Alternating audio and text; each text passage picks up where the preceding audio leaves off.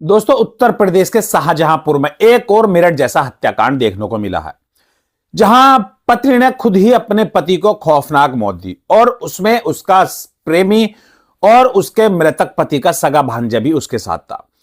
पत्नी जिसके प्यार में अंधी थी, वो युवक कोई और नहीं बल्कि उसकी ननंद का लड़का ही था, यानी कि उसके पति की बहन का लड़का ही था जिसके प्यार में वो अंधी थी। और उसके साथ जीने मरने की कस्में खाने के साथ वो अपने पति को किस तरह मौत की नींद में सुला देती है, आज हम इसी बारे में बात करेंगे। दोस्तों, यह घटना है उत्तर प्रदेश के शाहजहांपुर के एक गांव की, जहां बलराम नाम का एक व्यक्ति, उसकी शादी होती है पूजा नाम की एक लड़की से, और उनकी शादी को तकरीबन 10 से 12 साल बीत चुके होते हैं और उनके 2 बच्चे भी होते हैं। लेकिन पिछले 2 सालों से पूजा का जो अवैध संबंध, प्रेम प्रसंग चल चुका था अपने ही भांजे से, यानी कि अपने पति की बहन के लड़के से उसका जो अवैध संबंध चालू हो गए थे, प्रेम प्रसंग उनमें चालू हो गया था। और इसी बीच 2 से 3 बार वो घर से भी भागे, घर छोड़कर भागी अपने प्रेमी के साथ। लेकिन जो पति बलराम है, वो परिवार को पालने के लिए और अपने एहसास को, अपनी जिम्मेदारी को समझने के लिए हर बार अपनी पत्नी को वापस ले आता है, ताकि आखिर बार एक ना एक बार तो इसको समझ आए और ये इस चीज को छोड़ दे और अपने परिवार पर ध्यान दे। जबकि बलराम का छोटा भाई उसको इस बात पर मना करता है कि जब इसने 3 बार ये हरकत कर दी है तो अब इसको घर में लाना बेकार है। लेकिन बलराम फिर भी सोच लेता है, परिवार की जिम्मेदारी देखता है, बोलता है कि बच्चों के सिर से मां का साया उठ जाएगा, अगर मैं इसको छोड़ दूं तो बच्चे वीरान हो जाएंगे। वो उसको इसी बात पर फिर से ले आता। 3 बार ये वारदात वो अपने पति के साथ कर चुकी होती है। और इसी बीच बलराम पूजा पर घर से बाहर निकलने की पाबंदी लगा देता है कि घर से बाहर नहीं जाना, और अपने भांजे को भी बोल देता है कि कभी अब हमारे गांव में, हमारे घर में नहीं आना। और इस बात से परेशान हो जाती है पूजा, क्योंकि उसका जो उनका भांजा था उसका नाम आदेश था। आदेश और पूजा का जो प्रेम प्रसंग था, संबंध था, वो धीरे धीरे कम होने लगा था। और इसी बात से परेशान होकर उसने सोचा कि अगर ये हमारे बीच में रहा, जो पति है बलराम नाम का, ये अगर हमारे बीच में मौजूद रहा तो हम दोनों एक दूसरे से नहीं मिल पाएंगे, हम दोनों एक दूसरे के साथ एंजॉय नहीं कर पाएंगे। और इसी बात से परेशान होकर, इसी बात को सोचकर वो उसकी अपने पति के लिए खौफनाक प्लानिंग तैयार कर लेती है, अपने पति को जान से मारने की प्लानिंग। वो अपने प्रेमी को भी बोल देती है कि आज रात को तब मैं फोन करूं, उसी टाइम मेरे घर यहां पहुंच जाना। और उधर वो अपने पति को बिल्कुल फिल्मी स्टाइल में, जैसे अंग्रेजी फिल्मों में प्यार करते हैं, तरीका थोड़ा अलग होता है उनका, वो हाथ बांध देते हैं, कहीं हथकड़ी लगा देते हैं, कहीं रस्सी से बांध देते हैं। इसी तरह प्यार करने के अंदाज में वो अपने पति के हाथ बांध देती है, उसको ये दिखावा करती है कि वो आज कुछ अलग ही तरीके से फिल्मी स्टाइल में आपके साथ प्यार करेगी, संबंध बनाएगी। और पति भी इस बात से अनजान था कि इसके जो दिमाग में है वो क्या प्लानिंग चल रही है। वो पूजा अपने पति के हाथ बांध देती है और कुछ टाइम उसके साथ बिताती है, उसके साथ जो संबंध भी बनाती है। और तभी वो अपने प्रेमी को फोन कर देती है। वो आदेश नाम का जो उसका प्रेमी, वो अपने एक दोस्त के साथ उसके घर पहुंच जाता है। रात के तकरीबन 12 बजे थे तब वो उसके घर पहुंचता है, और तभी प्रेमी उसके बंधे हुए अपने मामा के पैर पकड़ लेता है, और जो उसकी पत्नी होती है पूजा, वो अपने पति के एक धारदार हथियार से गर्दन काट देती है। पति वहीं झटपटाने लगता है, चीखता है, चिल्लाता है। तभी अंदर से उनका एक 7 साल का मासूम सा बेटा बाहर निकल कर आता है। जब वो आवाज शोर सुनकर बाहर आता है तो उसकी मम्मी उसको बोलती है कि बेटा तुम अंदर जाओ, पापा के सुई लग रही है, उनको उनकी तबीयत खराब है, उनके सुई लग रही है, इस वजह से ये ऐसे रोल मचा रहे हैं।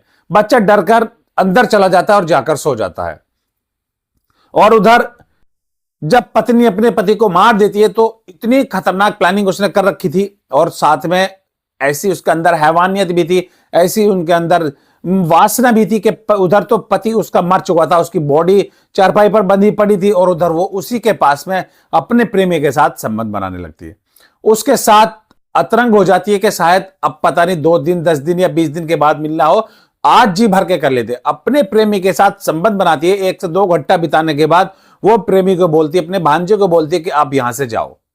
वो चला जाता है, और उधर जो पूजा होती है उसकी पत्नी बलराम की, वो अपना कीपैड वाला फोन भी तोड़कर फेंक देती है, ताकि कोई पुलिस को इसका सुराग न मिल सके, हम पकड़े ना जा सके।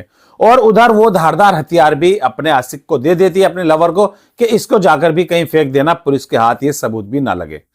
उधर वो प्रेमी अपने दोस्त के साथ वहां से चला जाता है और इधर जो वो पूजा अपने पति के मारने के बाद उसकी बिस्तर के पास ही बैठ जाती है, उसकी चरवाई के पास ही बैठकर रोने लगती है।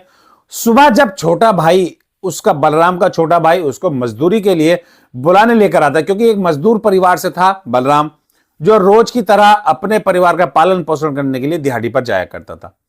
तो वो उसके दरवाजे पर आकर उसको आवाज मारता है। काफी देर के बाद दरवाजा खुलता है, उसके बच्चे आकर दरवाजा खोलते हैं और वो देखता है कि उसकी भाभी उसके चरपाई के पास, उसके भाई की चरपाई के पास बैठी रो रही है और उधर भाई जो मरा पड़ा है, उसके गर्दन पर धारदार हथियार के वार साफ नजर आ रहे थे। वो इस बात से परेशान हो जाता है कि उसको अपनी भाभी पर ही डायरेक्ट सक जाता है। वो लोगों को इकट्ठा करता है, शोर मचाता है, तभी वहां पब्लिक आ जाती है और ये बात पुलिस तक भी पहुंच जाती है। और मृतक के भाई की, यानी कि बलराम के भाई की शिकायत पर पुलिस उन दोनों को गिरफ्तार कर लेती है, यानी कि उसकी भाभी को और उसके भांजे को गिरफ्तार कर लेती है, पूजा और आदेश को। और दोनों को गिरफ्तार करके उनसे पूछताछ करती है। पहले तो वो दोनों पुलिस को कई तरह के बहाने बनाने लगते हैं कि कोई आया, मर्डर करके चला गया, मुझे पता नहीं, ऐसा नहीं, वैसा नहीं। लेकिन जब पुलिस उनसे सख्ती से पूछताछ करती है तब वो टूट जाते हैं और उनके सामने हाल दिल अपना बयां कर देते हैं कि हम दोनों ने कैसे साथ जीने मरने की कस्में खाई, और ये जो मेरा पति हमारे बीच में रोड़ा बन रहा था, हमें मिलने नहीं देता था, हमें टाइम नहीं देता था, और इसी वजह से मैं परेशान थी कि आखिर इसको रास्ते से कैसे हटाएं ताकि हम जीवन भर साथ रहें, जो जीने मरने की कस्में खाई उसको निभा सके। लेकिन वो अपने उस प्रेमी के साथ 7 फेरों की कस्में भूल जाती है और इस 1-1.5 साल के अवैध प्यार के चक्कर में वो अपने पति को मार देती है। खैर, पुलिस उसको गिरफ्तार कर लेती है और उनकी निशानदेही पे वो पुलिस जो धारदार हथियार है वो भी, उस धारदार हथियार को भी ले आती है। और उधर उसके कॉल डिटेल निकालने के बाद यह भी पता चल जाता है कि इसका जो काफी दिनों से अपने प्रेमी के साथ प्रेम प्रसंग था और मर्डर वाली रात भी इसने कई बार अपने आशिक को कॉल की, जिसके कहने पर वो यहां आया। खैर, पुलिस उन तीनों व्यक्तियों को, तीनों आदमियों को गिरफ्तार कर लेती है, पत्नी पूजा और प्रेमी आदेश और साथ ही आदेश का दोस्त रामचंद। इन तीनों को पुलिस गिरफ्तार कर लेती है और इनको जेल में डाल देती है। खैर, उधर एक हंसता खेलता परिवार अब तबाह हो चुका था। बाप का साया बच्चों के सर से उठ चुका था और जो मां कातिल बनी थी, हत्यारन बनी थी, वो अब जेल के अंदर जा चुकी है। अब वो अपनी सजा काट रही है।